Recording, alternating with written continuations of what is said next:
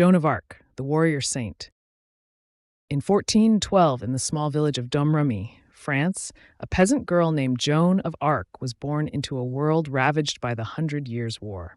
As her people suffered under foreign occupation, few could foresee that she would become a beacon of hope.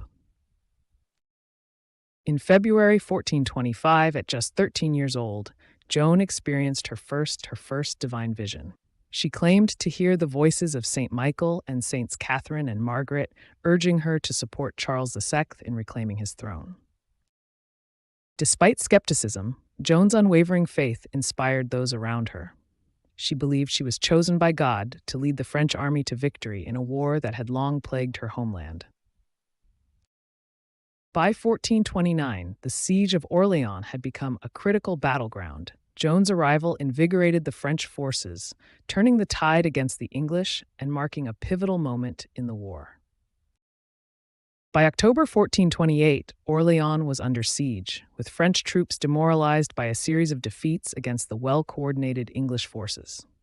Hope was dwindling. On April 29, 1429, Joan arrived in Orléans. The townsfolk and soldiers greeted her with awe, and one soldier recalled, "Her very presence lifted our hearts from despair." Joan employed daring tactics, coordinating attacks that reclaimed territory and reignited the spirit of the French army.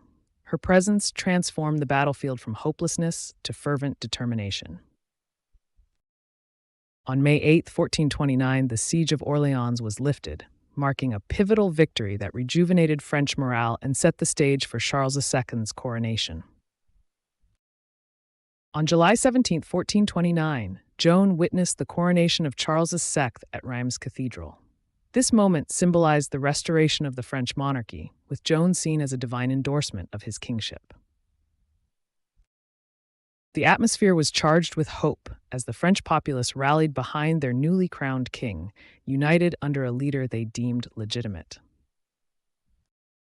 Tragedy struck on May 23, 1430, when Joan was captured by the Burgundians during a military campaign in Compiègne, turning her fate into a pawn in the political struggle.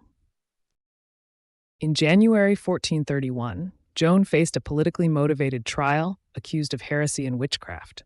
Despite her remarkable composure, she was found guilty and executed by burning on May 30, 1431, becoming a martyr and symbol of French nationalism.